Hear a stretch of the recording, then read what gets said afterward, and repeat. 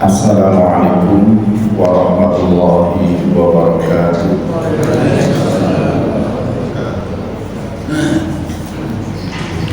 Alhamdulillahi rabbil alamin, alladzi anzala as-sakinata fi qulubil mu'minin liyazdadu imanan ma'a imanihim.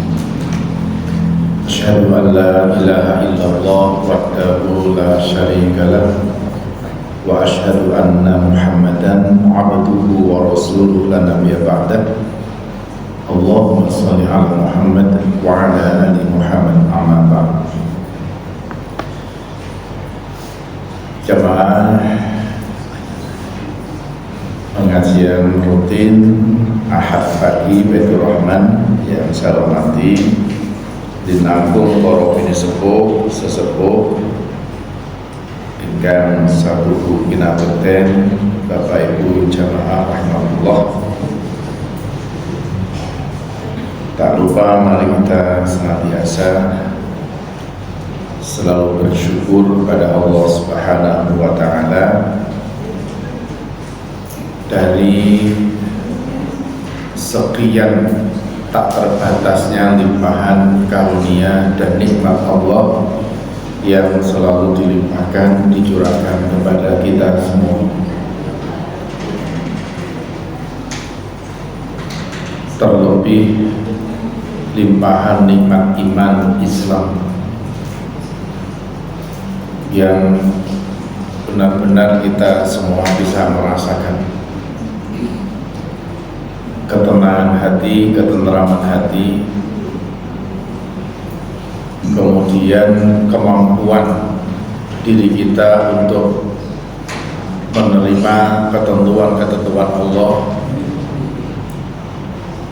Diri kita mampu dan kemudian selalu sadar ketika Allah menentukan takdirnya untuk kita dan kita bisa menerima dengan baik. Itu sebuah nikmat, sebuah karunia Allah yang berikan kepada kita. Maka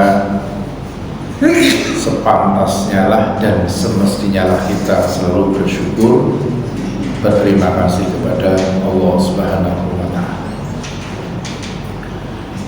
Maka orang yang beriman itu, orang iman itu akan selalu berbahagia hidupnya, karena mereka mampu dan selalu memiliki kekuatan bisa menerima takdir Allah.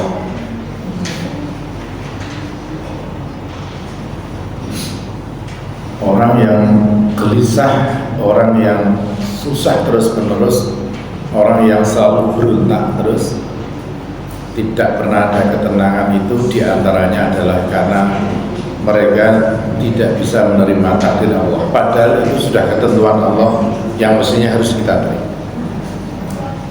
Milanipun ketika kita bisa menerima itu, itulah bagian dari kekuatan iman, kekuatan Islam yang merupakan nikmat Allah yang besar yang diberikan kepada kita. Termasuk ketika mungkin terkadang kita semua menghadapi situasi keadaan yang bagi kita tidak nyaman, bagi kita tidak ideal, atau bahkan membuat sesak dada kita karena mengandung kejengkelan, membuat jengkel pada diri kita. Tetapi ketika kita tadi paham dan bisa menerima takdir Allah dengan mudah, itu semua akan tersingkir. Sering kita sampaikan, selalu kita contohkan, ketika dalam keadaan yang tidak mengenakan kita pun, kita akan mengatakan barangkali ini adalah ujian Allah untuk saya. Jadi selalu bisa begitu, luar biasa. Tetapi kita juga diberi hak peluang untuk berikhtiar menghadapi hal-hal yang tidak ideal itu. Nah, Bapak Ibu sekalian jamaah Allah, maka sekali lagi mari kita bersyukur pada Allah SWT atas limpahan nikmat yang Allah berikan pada kita, terlebih iman, Islam, dan juga tentu nikmat sehat badan kita. Bagaimanapun ya, kita sangat bersyukur dan senang sekali ketika badan ini diajak kemana-mana rasanya enteng, itu saya kira karunia yang besar, terutama bagi Bapak Ibu kita yang sudah seumur-umur panjenengan dan saya ini, sebuah karunia yang besar karena tidak mudah. Dan betapa kita kadang-kadang di dalam rangka untuk mempertahankan sehat badan kita itu, upaya yang kita lakukan kadang-kadang luar biasa. Apapun kita kerjakan, amrih sehatipun badan. Pak Budi ini kan goes kemana-mana, dan bapak yang lain, ini semua pasti dalam rangka bagaimana badan ini sehat. Itu ikhtiar, itu ikhtiar. Ada yang karena perutnya saya gede juga bersepeda karena ternyata tidak nyaman juga. Tapi kelemahannya rata-rata habis sepeda rombongan nyoto bareng. Barengnya beda tujuannya nyilek ke weteng, neng nyotone bareng rong mangkok. Ayo tambah gede. Lemaknya tambah akeh, ya, tapi badan sehat. Ya itulah sehat jasmani kita, sehat rohani kita, itu adalah nikmat dari Allah SWT. Nah Bapak Ibu, masih selalu terkait dengan yang saya sampaikan di sini supaya berkelanjutan terus. Jangan sampai kemudian kita terlena. Tidak kalah pentingnya kita juga harus berupaya bagaimana sehat hati kita. Ini selalu saya sampaikan. Jangan sampai dalam kita merawat jasad ini luar biasa supaya sehat, kemudian hati adalah bagian yang sangat penting, itu juga harus kita rawat supaya tetap sehat. Ya. Rasulullah SAW bersabda, kita semua sudah terbiasa mendengar, terbiasa membacanya, bahwa beliau mendika ala wa inna fil jasadi mudghatan idza salahat salahal jasadu kulluhu wa idza fasadat fasada jasadu kulluhu ala wa hiyal qalb. Menika benar-benar satu nopo Bapak Ibu, informasi dasar penting yang Rasulullah sampaikan kepada umatnya, yang kita harus selalu sadar itu. Ketahuilah bahwa sesungguhnya fil jasadi, di dalam jasad itu, dalam badan kita, di dalam diri manusia ini, mudghatan, terdapat segumpal daging. Idza salahat salahal jasadu kulluhu. Apabila segumpal daging itu baik, soleh, baik, maka baiklah jasadnya. Artinya manusianya yang punya itu. Wa idza fasadat, dan apabila segumpal daging itu jelek, apalagi mohon maaf busuk, maka jeleklah jasadnya atau orangnya yang memiliki segumpal daging itu. Ala wahyal qalbu, ketahuilah itulah hati. Sehingga hati ini memang penentu akhirnya, menjadi motor penggerak, menjadi filter, menjadi kunci manusianya itu akan baik atau tidak baik. Sudah kita sampaikan terus Pak, yang pertemuan-pertemuan di petang masjid ini, karena ini penting. Kalau matinya jasad, dikubur selesai mati, dimakamkan, rampung, jasadnya wis rampung. Tetapi ketika yang mati itu hatinya itu berkelanjutan, akibatnya itu berkelanjutan, permasalahannya itu sampai berkepanjangan.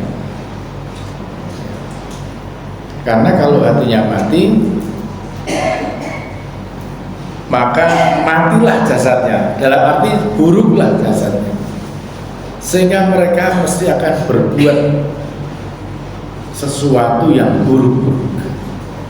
Tapi ketika hati tadi baik, segumpal daging tadi soleh, baik, ada di dalamnya sikap rendah hati, tidak sombong, karena memahami dan paham bahwa sombong itu haknya Allah, sombong itu pakaiannya Allah. Manusia yang sombong itu melanggar dan berarti menyepelekan Allah. Allah murka karena sombong itu pakaian. Mereka lemah lembut, mereka menghargai orang lain, mereka ada rasa-rasa empati pada orang lain, peduli, bahasa kita tepo seliro. Mereka selalu dalam ketaatan kepada Allah, mereka selalu dalam kedekatan kepada Allah Subhanahu wa taala, yang diwujudkan hasil dari kedekatan Allah itu kemudian secara muamalah baik. Akibat kedekatannya kepada Allah, ketaatannya kepada Allah itu kemudian buahnya adalah secara muamalah ditunjukkan betapa santunnya dia, lemah lembutnya dia, menghargainya dia pada orang lain.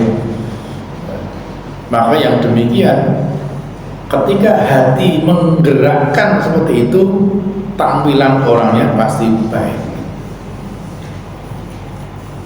Tapi sebaliknya tadi, ketika segumpal daging itu jelek atau busuk, apalagi tampilan yang punya jasadnya, manusianya itu juga pasti jelek, bengis, kejam, dolim, selalu berbuat dolim, baik dolim kepada dirinya sendiri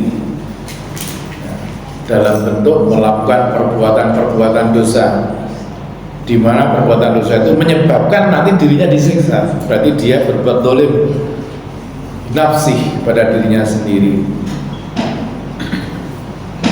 Juga dolim kepada sesama manusia, menipu, mengingkari janji, kemudian membuli.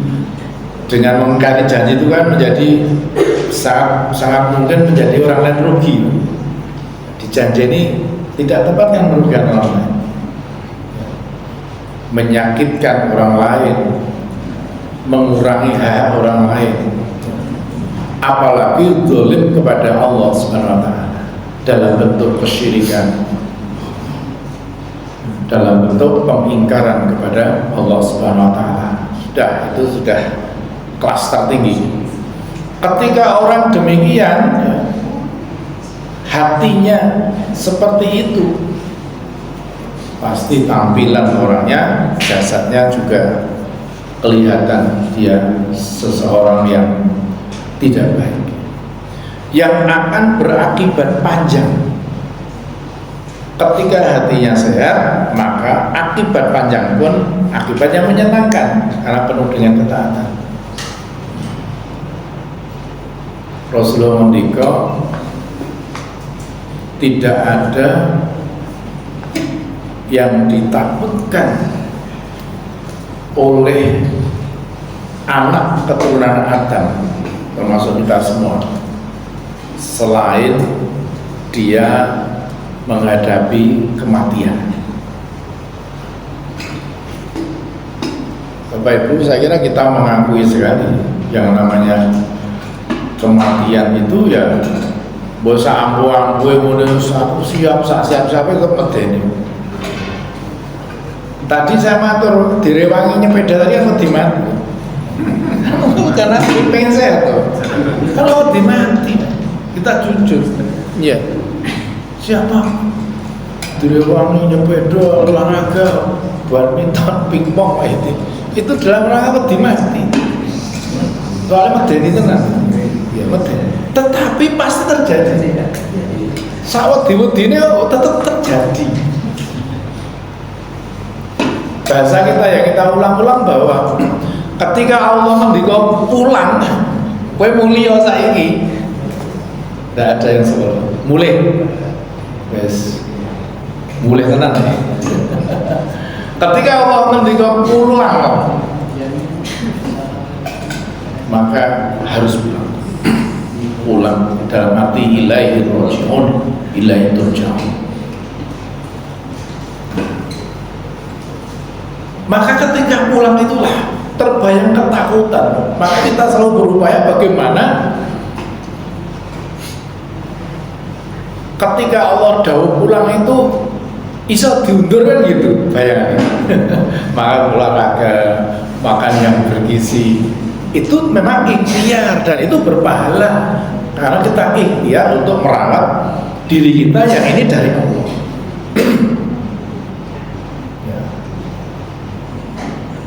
Jadi kalau ada guyonan yang kadang terlalu itu di medsos, dia berkata kalau saya nanti didatangi malaikat Israel, saya akan mengatakan saya masih repot Israel, aku jadi repot, aku rungso Bali, ambo Hercules itu rapaku, tetap dicabut. Jadi ketika Allah pulang, perintah pulang, dan itu yang menakutkan, tapi pasti terjadi. Tetapi kata Nabi, yang lebih menakutkan lagi adalah hidup setelah mati. Kematian kita sudah menakutkan, yakin. Maka kemudian kita berupaya karena kita orang beriman. Apapun ya kita siap dengan segala apa yang kita lakukan atas petunjuk Rasulullah, petunjuk Allah dan juga dari Rasulullah SAW. Tapi yang lebih ditakuti oleh anak Adam adalah hidup setelah mati itu. Mati saja sudah takut, terlebih hidup setelah mati itu yang berkepanjangan tadi, yang semuanya akan dipengaruhi tentang kesehatan hati kita manusia. Nah, bila pun perlu merawat hati menikah Bapak Ibu. Panjenengan sedaya kita alhamdulillah sebagai jamaah Baitur Rahman ini saya kira tuntunan atau selalu dituntun gitu ya. Banyak sekali tuntunan yang menuntut Bapak Ibu untuk menuju dari supaya hidup setelah mati itu yang menakutkan tapi bisa kita lewati dengan selamat. Kajian itu yang diharapkan. Manusia dikatakan mati dalam keadaan husnul khotimah, salah satunya manusia itu mati dalam keadaan mereka ingin tahu tentang kebenaran-kebenaran dari Allah. Manusia yang mati dalam keadaan berupaya ingin semakin tahu apa yang harus saya lakukan hidup ini atas perintah Allah. Orang ngaji itu kan dalam rangka ingin tahu, Pak. Walaupun sudah pernah disampaikan, tapi ingin terus tahu.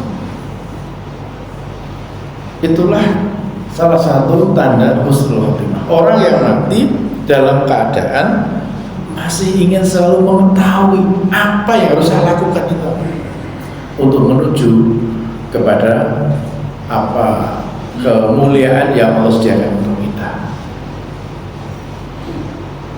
Bilangnya pun Sabtu ke Sabtu, Ahad ke Ahad, malam Senin, malam Rabu ke malam Rabu itu luar biasa. Kalau asring matur, Bapak Ibu hari ini Ahad pagi ngaji,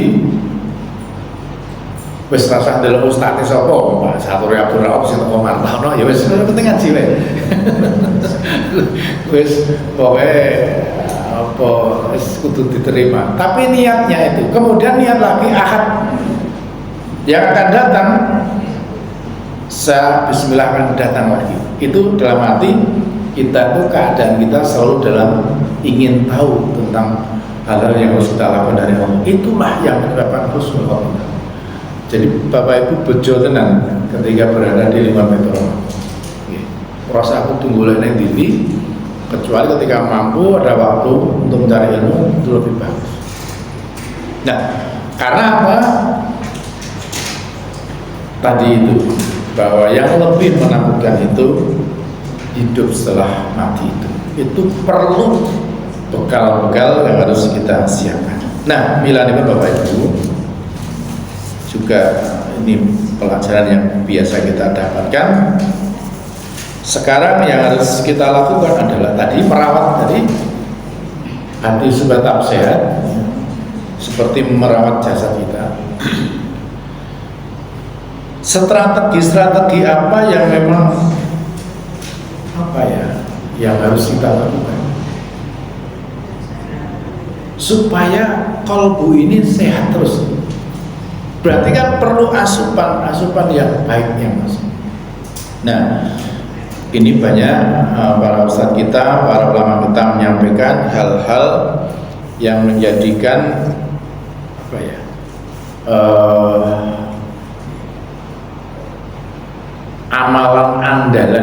amalan andalan yang bisa kita andalkan dalam rangka kita akan menuju pada kehidupan yang menakutkan tadi, supaya menjadi tidak takut. Dengan istilah biasa kita dengar, amalan-amalan yang mudah diucap, mudah lakukan, ringan diucapkan, ringan dilakukan, tetapi memiliki timbangan pahala yang berat. Yang ini ketika kita bisa menjadikan ini, kita jadikan andalan kita, insya Allah sebagai pendukung agar kita dalam menghadapi ketakutan itu bisa terkurangi, karena kita sudah yakin bismillah dengan apa yang kita lakukan ini, yang kita juga sudah melakukan, tapi perlu keistiqomahan. Bapak sekalian, kita sampaikan pada pagi hari ini beberapa amalan yang ya tadi mudah dilakukan, ringan dilakukan, diucapkan, tapi ternyata timbangan amalnya berat. Karena kita itu nanti dalam hadis qudsi itu Rasulullah ngendika, amalan kita ditimbang antara yang baik yang jelek. Terus ketika kita melakukan kejahatan, maka amal kebaikan kita dikurangi dulu untuk kejahatan. Terus itu sampai terakhir kok sisa satu kebaikan kita, itu orang masuk surga. Dalam hati itu terus kan ketika kita berbuat baik itu maka menutup perbuatan jahat kita, gitu. Innal hasanati yudhibnas sayyi'at. Sesungguhnya kebaikan itu menutup kejahatan yang lalu. Terus itu loh, kok yo kita dalam maksiat ditutup maksiat, tapi terakhirnya kok sisa satu baik, itu masuk surga. Lah itu minimal siji loh. Minimal. Maka manusia ini kita ini diharapkan untuk selalu berbuat baik. supaya tabungan kebaikan itu banyak. Salah satunya adalah kita punya strategi kecerdasan, banyak hal yang bisa kita lakukan. Yang pertama adalah berzikir. Ini sudah lazim kita dengar. Berzikir menjadi salah satu amalan ringan yang memiliki timbangan pahala yang berat. Sesuai hadis Rasulullah SAW dari Abu Hurairah, dari Nabi, beliau bersabda, sering kita dengar, 2 kalimat yang ringan di lisan namun berat di timbangan dan disukai Allah Ar-Rahman, yaitu subhanallah wa bihamdi subhanallahil azim. Maha suci Allah dan segala puji baginya. Maha suci Allah yang maha agung. Hadis riwayat Bukhari dan Muslim. Ini kan sudah selalu kita dengar, al khairu katsirun wa qalilun fa'ilun. Kebaikan itu banyak sekali, tapi yang melakukan sedikit.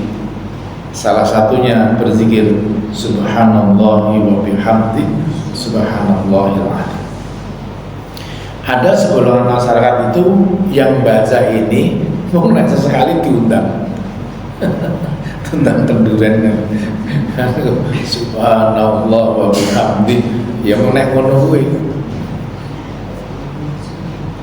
Tapi bagi orang beriman ini tidak hanya sekedar ucapan dalam konteks amalan, makna yang terkandung subhanallah wa bihamdi subhanallahil azim. Ibu-ibu bisa melakukan ketika longgar waktunya, ketika sedang istirahat sesekali subhanallah wa bihamdi subhanallahil azim. Kalau saya pada subuh ketika sudah berzikir sesuai yang dituntunkan Rasulullah selesai, kami biasa menambah dengan istighfar sampai 100 kali, bersolawat sampai 100 kali, kemudian termasuk ini juga kita lakukan walaupun tidak 100 kali. Kemudian juga zikir yang lain, subhanallah wa bihamdi subhanallahil azim. Maha suci Allah dan segala puji baginya. Allah Maha Suci artinya bersih, bersih dari kekurangan. Allah tidak bakal ingkar janji karena Allah Maha Suci. Tidak seperti manusia, Allah tidak bakal ingkar janji. Apa yang dijanjikan Allah dalam Al-Quran pasti terjadi. Bisa kita buktikan, bisa kita cek apa yang Allah ngendikake dalam Quran pasti terjadi karena Allah Maha Suci. Maka la raiba fi, tidak ada keraguan. La raiba fi hudal muttaqin, itu di depan. Kitab ini, Quran ini tidak ada keraguan di dalamnya. Kalau Anda ragu-ragu, rasa sisan wae. Maka di awal sudah diterangkan, kitab ini tidak ada keraguan di dalamnya. Semua yang ada dalam Quran firman Allah itu pasti terjadi. Kalau kamu ragu, ya rasakan wae. Maka itu orang-orang beriman dan orang-orang berhutang. Maha suci Allah, Allah Maha Suci. Allah tidak ada kekurangan. Allah tidak bakal ingkar janji. Allah tidak akan berbuat zalim. Semua janji Allah terjadi. Maka subhanallah wa bihamdi, segala puji bagi Allah, yang berhak dipuji hanya Allah. Allah yang memberi segalanya kepada kita, Allah yang maha bisa, pujian hanya kepada Allah. Maka lisan kita pun ringan, alhamdulillah, alhamdulillah, dan seterusnya. Maka tadi kembali ke depan, syukur itu harus kita lakukan. Supaya syukur kita kepada Allah diterima Allah, maka jangan lupa juga syukur kepada sesama manusia. Man lam yaskurin nas lam yaskurillah. Barang siapa tidak bersyukur kepada sesama manusia, maka dia berarti tidak bersyukur kepada Allah. Bapak Ibu, ketika kula panjenengan menerima kebaikan dari sesama manusia, di mana manusia orang lain itu sebenarnya menjadi perantara Allah memberikan kebaikan kepada kita melalui orang ini, maka kita wajib juga bersyukur pada orang ini. Bahasa kita matur nuwun. Kalau kita tidak matur nuwun kepada orang ini, kita matur nuwun kepada Allah ditolak, karena kita harus matur nuwun dulu kepada orang yang menjadi perantara ini, yaskurin nas. Jadi diberi kemudahan, dibantu orang, jangan lupa matur nuwun. Jazakumullah khairan katsiran, matur nuwun mas, dengan sedalam-dalamnya. Sing dimatur nuwune juga senang. Dan Bapak Ibu, kita ketika memberi kebaikan orang sebagai perantara ya, kemudian kita bisa memberikan kemanfaatan kepada orang lain, khairun nas, anfa'um linnas, sebaik-baik manusia yang bisa memberi manfaat pada orang lain, maka jangan kemudian ngarep-ngarep matur nuwunnya orang, tetapi yang menerima merupakan kewajiban kita matur nuwun kepada yang memberi. Tapi yang memberi jangan ngarep-ngarep ora rumangsa piye wis tak tulung bolak-balik belas matur nuwun ora. Itu mengurangi keikhlasan kita. Coba ora tak ewangi kae paling ciloko saiki waduh. Diungget-ungget nganti apalagi urusan politik lali dan sebagainya. Tapi kita yang merasa menerima kebaikan dari orang lain, jangan lupa untuk berterima kasih pada mereka. Kalau kita tidak berterima kasih, maka syukur kita kepada Allah juga tidak diterima. Ketika kaitan dengan itu gitu loh, ya Allah matur nuwun, kula sampun panjenengan paringi ngaten-ngaten, tapi Allah memberinya perantaranya orang ini, kita nggak bersyukur dengan ini, syukur kita bisa tidak diterima oleh Allah. Nah, maka subhanallah wa bihamdi, subhanallahil azim wa bihamdi, maha suci Allah dan dengan segala puji hanya milik Allah. Subhanallahil azim, maha suci Allah, Allah yang maha agung, maha besar. Sopo sing iso berbuat kecuali izin Allah. Semuanya tergantung Allah. Maka jangan coba-coba gumedi di hadapan Allah. Tunggu saja saatnya. Kalau ketika orang itu sombong, tunggu saja saatnya. Ya, banyaklah terjadi sekarang. Itu yang pertama. Mudah diucapkan, ringan diucapkan, tapi pahalanya berat, pahalanya besar.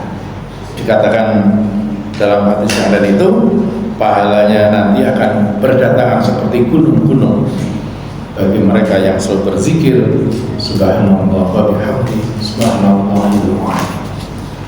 Gampang, mudah, tapi belum tentu orang mau melakukan. Itulah keadilan Allah ya, keadilan Allah.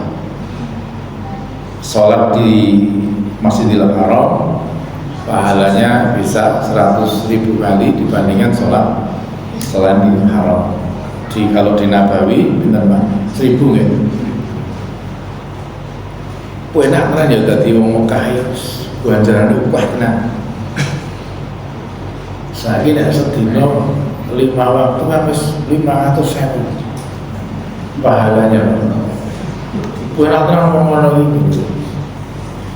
Allah Maha Adil. Bagi orang Mekah sekitar Masjidil Haram, juragan-juragan toko, nah sholat orang mesti ning masjid.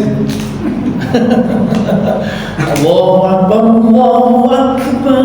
Tutup toko ning grek ya sholat ning teras atau sholat ning toko ning.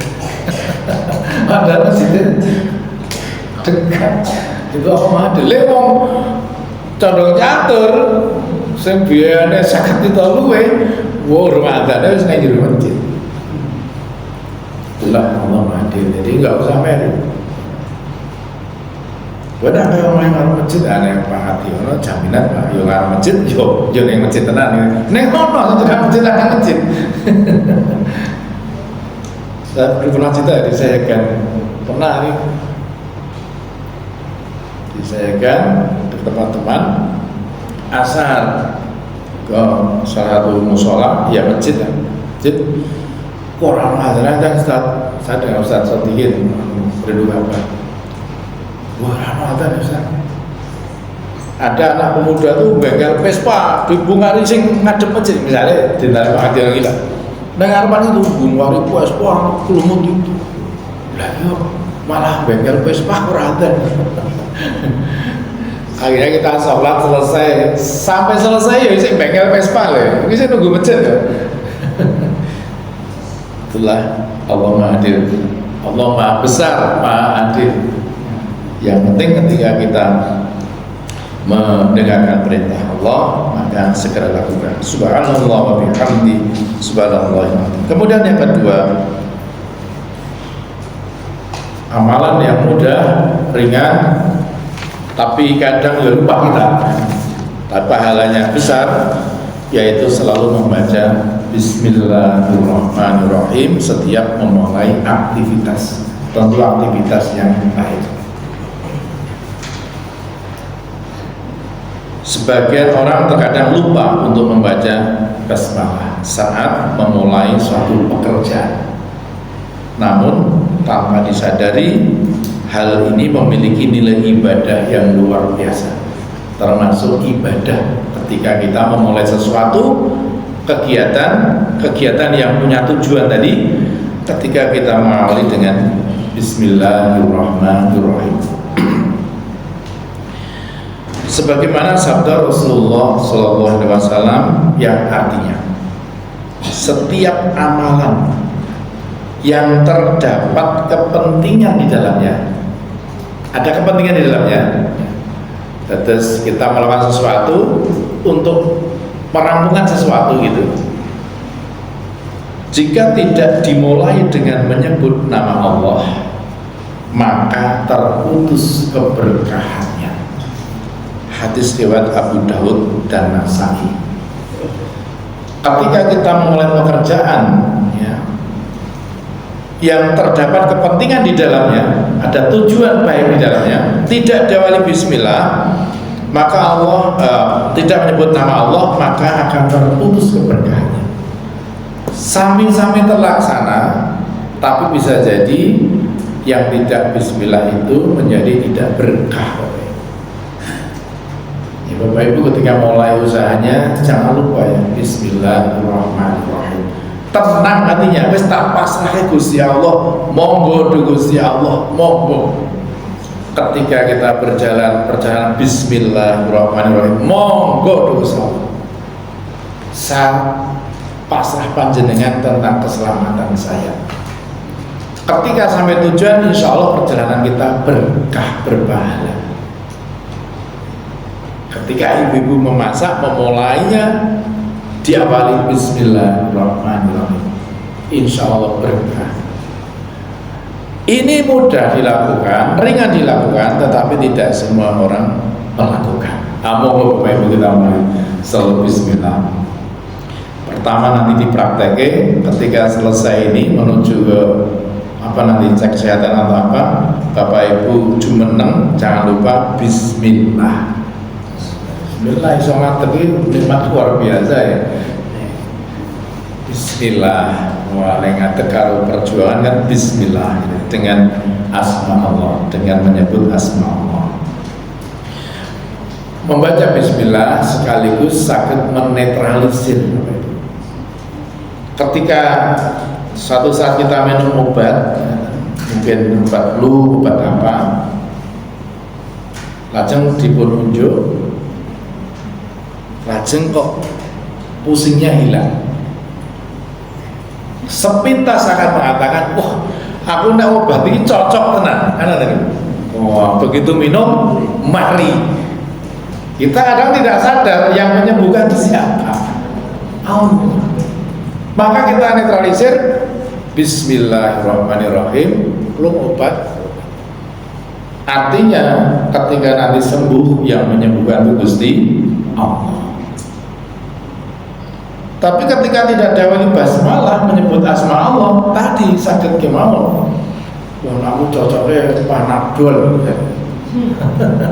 sejiji Paramek tuh, Paramek. Nah aku budrek diombe wae langsung hilang. Wah tenang loh.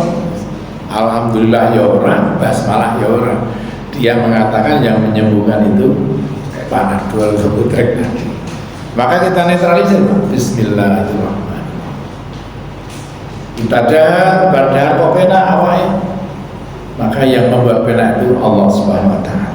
Nah, maka jangan lupa amalan ringan mudah, yaitu setiap kita melakukan aktivitas jangan lupa diawali dengan menyebut asma Allah Bismillahirrahmanirrahim supaya tidak putus keberkahannya. Nomor tiga Bapak Ibu, mengajak dan mendoakan orang lain dalam kebaikan. Dari Abu Hurairah, Nabi SAW bersabda, barang siapa yang mengajak kepada kebaikan, maka dia mendapatkan pahala sebagaimana pahala yang mengikutinya, tanpa mengurangi pahala mereka sedikit pun. Dan barang siapa yang mengajak orang lain untuk melakukan kesesatan dan maksiat, maka dia mendapat dosa sebagaimana dosa orang yang mengikutinya, tanpa mengurangi dosa mereka sedikit pun. Menika konsep amar ma'ruf nahi munkar. Termasuk amalan yang hebat yang Allah sukai. Ini termasuk ringan karena dengan mengajak kebaikan, terserah kowe arep mengikuti ora, syukur mengikuti, pahalanya besar. Mungkin dengan kata sok ngaji, yo sholat jamaah, yo kok ikut bener, akhirnya mengikuti.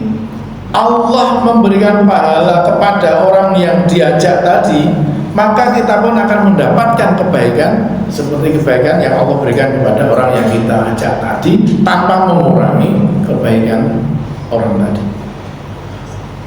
Sebalikpun, ketika kita mengajak kejahatan, kesesatan, kemaksiatan orang lain, sehingga orang lain tadi mengikuti ajakan kita, dan orang lain tadi mendapatkan dosa dari Allah, kita pun juga akan menerima dosa sebanyak orang tadi yang mengikuti kita, tanpa mengurangi dosa sedikit pun.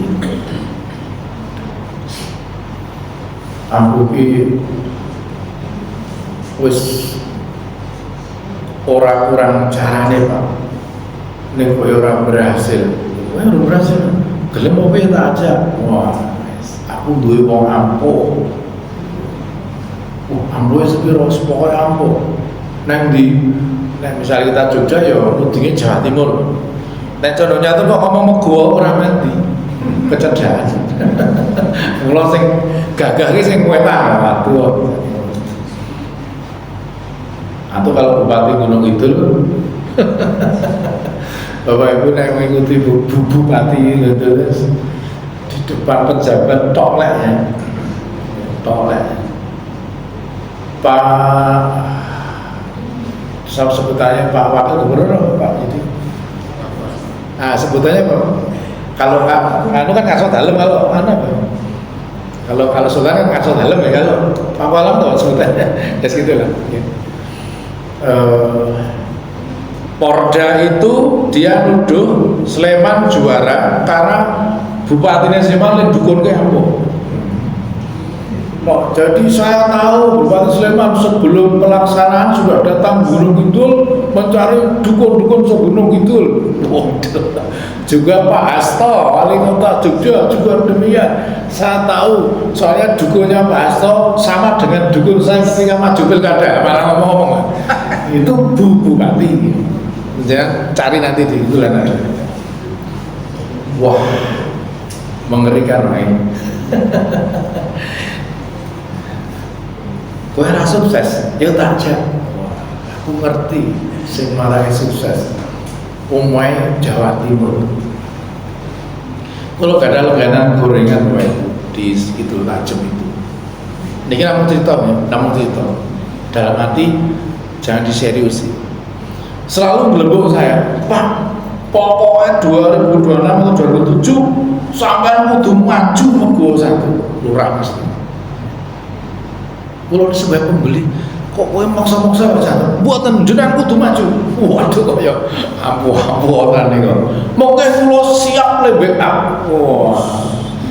Luar biasa.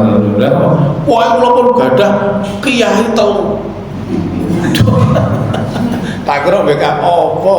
Ana kiai aku duwe yang wah. Jadi dunia seperti itu Bapak Ibu masih banyak dan memang susah dihilangkan pada mereka. Depan saya kabutan baca lele Lamongan itu saya ditanya yang saya dari masjid Asar kan toto mesti kemudian nyiramin yang meja loh si ciprati meja nih banyune bahwa mungkin ya better sih tapi aneh itu nggak ada keyakinan tertentu mungkin. Ketika kita menjadi dalan nunjuk ke orang seperti itu, ketika dia oleh Allah ternyata dianggap perbuatan yang jahat, maka kita pun sebagai yang menunjukkan itu mendapatkan kejahatannya atau dosanya. Nah, maka sebuah amalan yang ringan sebenarnya mengajak dan mendoakan orang lain dalam kebaikan. Mau para pelaksana kegiatan ini kan luar biasa, memfasilitasi, mengajak orang lain berbuat baik. Ini tabungan yang luar biasa. Kita semua bisa kok.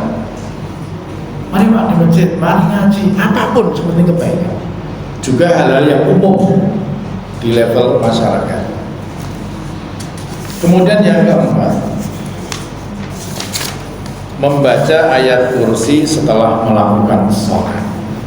Bapak Ibu yang belum, ini kan bagian dari tambahan amalan ya setelah istilah wiridan zikir yang sudah ditentukan itu selesai, atau bahkan di dalamnya kita bisa membaca ayat kursi itu. Abu Umamah Al-Bahili berkata, Rasulullah bersabda, barang siapa yang membaca ayat kursi setelah setiap sholat wajib, niscaya tidak ada yang menahannya masuk surga. Allahu la ilaha illa huwal hayyul qayyum dan seterusnya. Kebiasaan-kebiasaan ini Pak, ini karena kita mengagungkan asma Allah, mengaku Allah segalanya, tidak ada yang berkuasa di langit dan bumi selain Allah. Kemudian yang kelima, yang sudah lazim adalah membaca Al-Quran. Jelas sekali dari Abdullah bin Mas'ud, Nabi bersabda, barang siapa yang membaca satu huruf Al-Quran, maka dia mendapatkan satu pahala kebaikan, dan setiap satu pahala itu dilipatkan menjadi 10 kali. Man qara'a harfan min kitabillahi falahu bi hasanah wal hasanatu bi asri amsal. Satu huruf, satu kebaikan. Satu kebaikan dilipatkan menjadi 10 pahala. Ustaz Hadi Hidayat menerangkan 1 ke 10 itu tidak 1, 2, 3 sampai 10. Antara 1 dan 2 ini ada pahala-pahala lagi, 2 dan 3 pahala-pahala lagi, 3 dan 4, sehingga 10 itu nilainya bisa menjadi ribuan. Itu satu membaca Al-Quran. Monggo Bapak Ibu, Al-Quran benar-benar dijadikan satu hal yang ada dalam hati. Istiqomahkan. Kita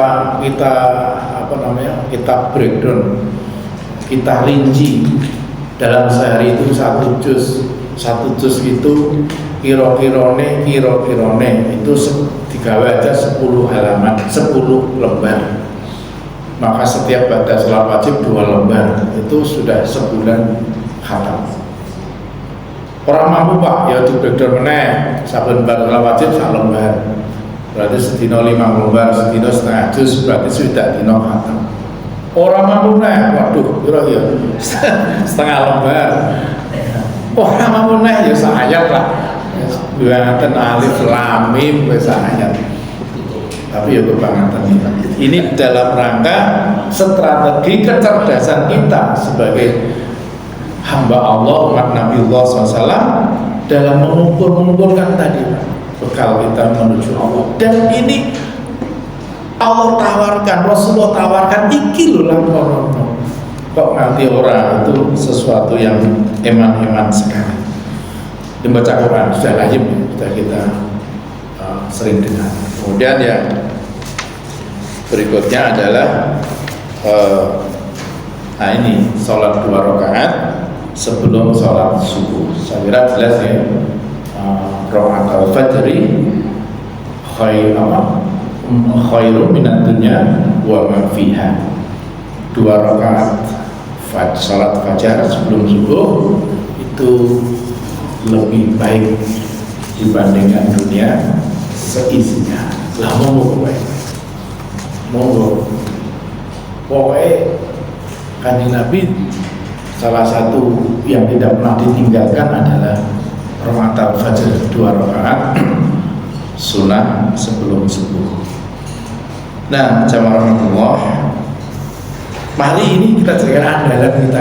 Pokoknya iki ojo nganti ujul. Kemudian tentu amalan-amalan yang lain yang kadang-kadang perlu biaya, perlu dana, lah ini kita lakukan juga berpahala besar. Tapi ini yang ringan-ringan ini jangan sampai kemudian tidak kita lakukan dalam rangka kita merawat hati kita supaya tetap dalam keadaan baik, dalam keadaan soleh, baik, sehat, sehingga hati kita selalu menjadi filter yang baik, mempengaruhi jasad kita untuk selalu melakukan kebaikan. Inna rahmatallahi qaribun minal muhsinin, sebab rahmat Allah itu selalu dekat dengan orang-orang yang selalu berbuat baik. Orang yang selalu berbuat baik itu dipengaruhi hatinya, baik atau tidak. Supaya baik perlu kita merawat dengan baik. Salah satunya beri asupan-asupan yang baik, diantaranya dengan berbagai zikir tadi dan zikir-zikir kita yang lain. Demikian yang saya aturaken, mugi-mugi manfaat. Kalaupun ada kurang dan salahnya mohon maaf. Nasrul minallah wa fathun qarib wa basyiril mu'minin. Assalamualaikum warahmatullahi wabarakatuh.